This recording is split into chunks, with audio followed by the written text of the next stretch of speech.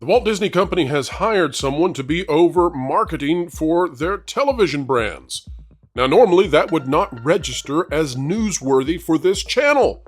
However, when we discover that the person who is hired is actually a political operative, someone from the highest levels of the White House, well, we take notice. And when we realize that this is not the first time that the Disney Company has done this in the last 2 years, we begin to wonder, is this a company, a corporation intending on providing, shall we say, unifying content for families? Or is it a propaganda political machine?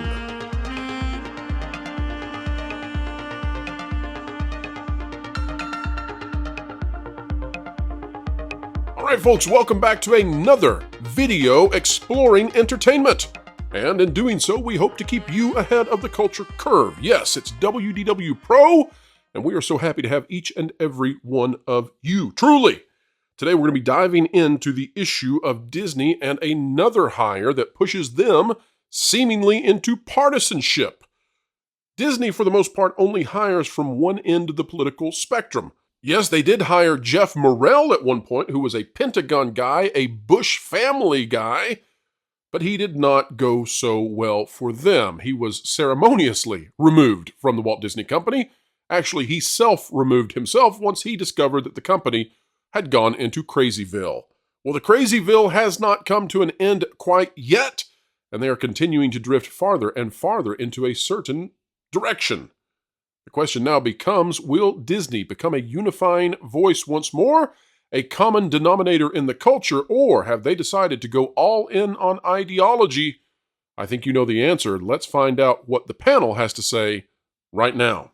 And like J. Jonas Campbell likes to say so often, I'm going to drop it like it's hot. All right. Well, one thing we're not going to drop is this opportunity to cover some pretty major news that is breaking. So let's go straight to that, folks. And we're going to be taking a look at this new hire that the Walt Disney Company has made. And folks, this, I think, reveals that Disney is fully on board with being a politicized kind of corporation. Let's take a look at it now. This out of Deadline by Denise Petsky. For those of you who are members and were in the exclusive pro-show pre-show, you've seen a taste of this, but we're going to dive in more now. Remy Yamamoto named VP Media Relations for Disney Entertainment Television. Let's take a look at why this matters and it's not mundane. Remy Yamamoto, who most recently served as special assistant to President Biden and senior advisor for the White House Chief of Staff, has joined Disney Entertainment Television as Vice President Media Relations. She will report directly to Naomi Belachnevic Paul, EVP Publicity and Head of Communications for Disney Entertainment Television.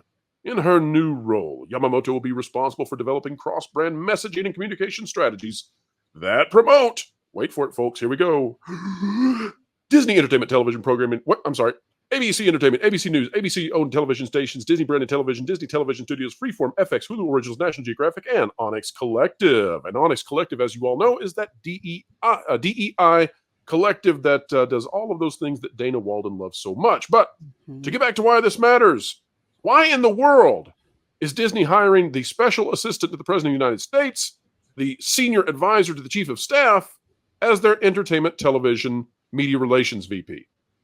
Unless it's political. This is not the type of person you would think would be the individual for media relations. She is a political strategist, yet this is not the first time. So panel, let's query you. Does anyone remember the name of the individual who was brought in after that Florida snafu happened to help Disney manage their public relations? Anybody remember that name? The first one or the second one? They kind of go together. Let's put them together. Let's put them together. So the first one was a man by the name of Jeff Morrell. And I say was because he was the one who crafted the non-political response from Disney with regards to the don't say gay laws. Basically, Disney, you know what, we're sticking with creating entertainment for everyone. Well, there was a former Obama staffer who used to report to Jeff Morrell, and that would be Christina Shockey.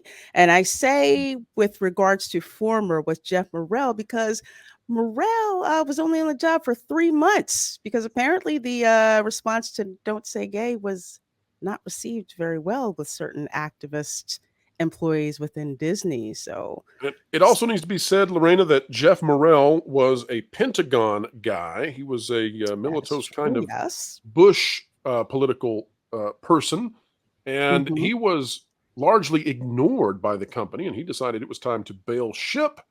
And so then they brought in, well, this individual. So share with us briefly who is Christina Shockey, and why do we think that Disney seems to be, well, they're happy to bring on people of a particular political persuasion. I've never seen a corporation such as this that wants to have people who are deeply affiliated with partisan politics in their C-suite. It's bizarre. It's bizarre, but if you look back to some of the, I guess, deals that Disney has made with certain talent, Disney actually developed a deal with Michelle Obama with regards to programming. And I think that was in 2010, I believe. Shockey used to work with Michelle Obama. And they brought her on. And one of the things that Christine Shockey is quote unquote famous for is actually Joe Biden appointed her to lead, the Wu-Tang flu vaccination campaign at HHS. Wait. So this is a person who was okay. I don't know how spicy you want to go here, Pro, in the first, Not in the first 30 minutes because we'll lose that precious thing we're talking about boxing. Money. We're talking about uppercuts. Yeah. When you force the uppercut, or maybe you force the jab. Folks, we may need extra super chats today. We don't normally beg, but I'm telling you, it's only getting spicier the rest of the way. That's what's crazy about this. This thing's going ghost pepper level. It may be going Carolina Reaper by the end of it. It's just so ridiculous. You know what's sad about this situation is Tell us about it. You can't talk about regular American politics without worrying about all your revenue getting taken away from you. Yeah. And we're just trying to cover corporate news. Yeah. In what world are we living in where you can't actually report facts with a political bend without worrying that YouTube is going to censor you or demonetize you or even take your entire channel down? That's what's crazy to me. I got one word for that. It's a wild world. Yes. I got one word for that. Google. What does Google own? YouTube. Also, who is Google closely aligned with? A certain political party that's of certain leaning and everything. That's what's going to keep it on get the channels like this demonetized, because the simple fact that if it gets too spicy and everything, they're going to go ahead and try to censor you, try to get rid of you and everything. Next thing you know, you're going to drive more people to it. Okay, and then you're going to have people. That's the Barbara Streisand effect. Yeah, and not to mention, like Disney is about to go full Bud Light right now. But all right, I can feel the money leaving the pockets as we speak. The biggest irony here, Dubs. The biggest irony here, Dubs, is that Google was started by two Russians, and it's a fully communist company. It is totally in the pocket of socialism. And I would like to say to all the algorithms and code out there, we love you, Google. You're the best, and we love you, YouTube. Yes. And we would never say anything that would be what you call bad. Jonas, what do you got? Yeah, when Hughes was saying which party that they were completely owned by and completely aligned with, I was leaning more towards Kadish's comment on not an American party, but a global party that likes their red and yellow. All right. Let's get into it then, guys. And let me say to my panel before we even start, and thank you, Scott. Really appreciate it. You all out there, you keep the lights on in this studio by doing all of these kind things.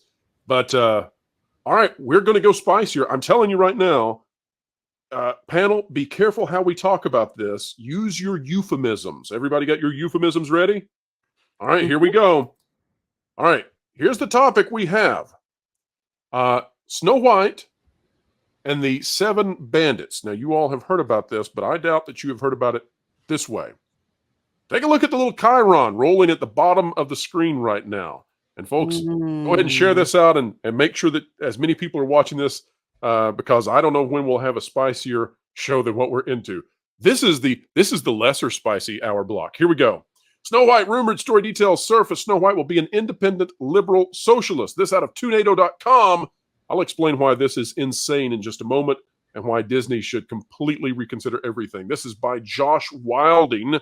We covered parts of this in the 3:30 p.m. Eastern afternoon video that came out with myself and Force of Light Entertainment.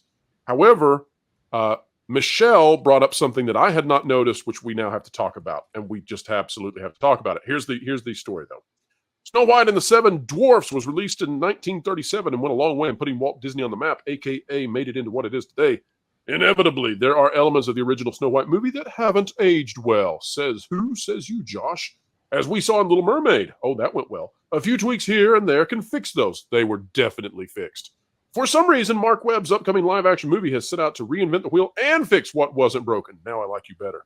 Both the Seven Dwarfs and the Prince are out of the remake, and comments from lead star Rachel Zegler have only served to make the backlash worse. Now we have additional details on the Bandits, including the fact Snow White's new love interest is not a prince, but Jonathan, a member of a group that's clearly akin to Robin Hood's Merry Men. I only wish that Buford T. Justice would show up and take care of them all. But here it is, folks. Here's the big one. The comment bound to send the internet into a frenzy, and yes, we're about to frenzy, comes when we learn that Snow White herself is an independent liberal socialist. That's right. Take a look at this. From My Time to Shine, hello, and no, folks, we're not throwing out some random weirdo. Those are seen in the picture in the bottom left. No, My Time to Shine, hello, is an actual account that really does bring out some good scoops. Are they right every single time? No, but a pretty good percentage, yes. And they say that Snow White in this new movie will be an independent liberal socialist who will battle against the Queen, lead a revolution with the Bandits to take out the Queen, and she is a liberal socialist. Now, liberal socialism doesn't tend to work very well when you don't have indoor plumbing. That's right. Well, okay, that's another topic for another day, Jonas. But let's say this. Isn't this a feudalist society, though? Like, it's got princes and queens and... Just walk with me through this field of flowers. Are we ready?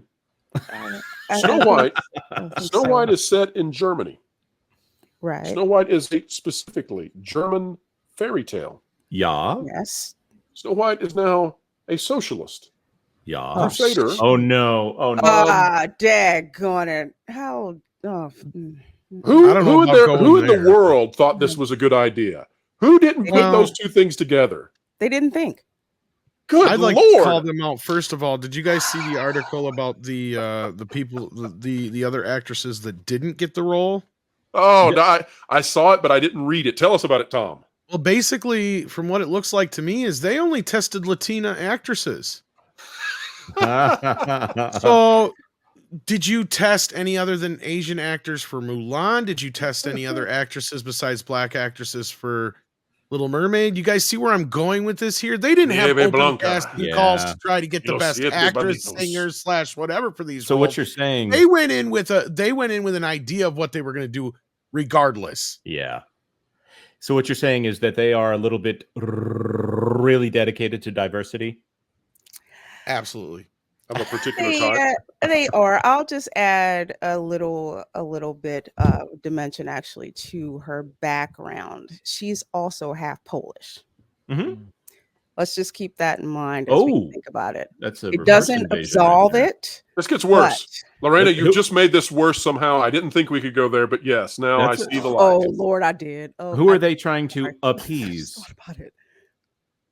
Well, again, folks, I just can't imagine how somebody in marketing, somebody in PR, somebody somewhere in any of this process didn't look and go, German fairy tale, halfway Polish lead actress. Maybe she shouldn't be a socialist. Maybe that conjures up really, really bad negative stereotypes about Germans. Now, we can't say the word. We're not here to play any kind of board games. No Monopoly, no Yahtzee, but you get the idea of where this is going, and I cannot believe that Disney did not foresee this. I mean, listen, I know Disney makes big mistakes. If this is true, this is as stupid as one can possibly get. Well, it also sounds like they're kind of remaking Robin Hood and making Snow White the hero of Robin Hood. Right. That's a point yeah. I've made a few times here, is that they've kind of accidentally cornered themselves into an original-ish idea, right? Because it has very little to do with Snow White. And now that you've changed the background of the character, there's no longer 7 dwarves. So it's probably just going to be called Snow White. They're now bandits. So why isn't it like the princess and the bandits? You have an original idea here practically now. Isn't it funny how they dropped the magical creatures idea? That was the original. Remember, it was Snow White and the 7 magical creatures? That was so bad they had to drop it. Now I just wish that Smokey would show up so that Buford T. Justice could arrest every single one of those ridiculous-looking bandits. It is so bad. And Matt, let's go to Matt real quick. Matt, you've taken down one Disney film in the past. Could we press upon you to do the same? Can you repeat, please, at least one time more? Well, I mean, it's kind of interesting. You know, Rachel Zegler is part Colombian, part Polish. And, you know, there was a big outcry about her being in West Side Story because she wasn't Puerto Rican. She didn't care about doing any research into Puerto Rico. Thank goodness she's not Argentinian or anything like Thank that. goodness. I don't believe that, Matt, Lord. because nobody watched that movie. But it's kind of funny connecting this to your first story, where essentially Disney hired someone to control the messaging across all their platforms, so that just in time for election season, so that they can have uniform messaging throughout multiple media divisions. And I think you're seeing basically just propaganda. Like Disney is becoming a propaganda machine for a certain political party. And they want to push these ideals towards children while they're young, make them think that it's a good idea for princesses to be socialist, even though like a feudal system is basically a totalitarian top-down system, which is kind of closer to communism than anything else. But it's just it's one of those weird situations where basically Disney is being taken over by activists, and they're using the company's money and reach and cultural power to try to indoctrinate people into their way of thinking. And you know, some people are waking up to it, but for the most part, they're in bed with the government. We've seen like Jen Psaki, the previous you know, Biden administration press secretary, jump over to you know, her own TV show on mainstream news media.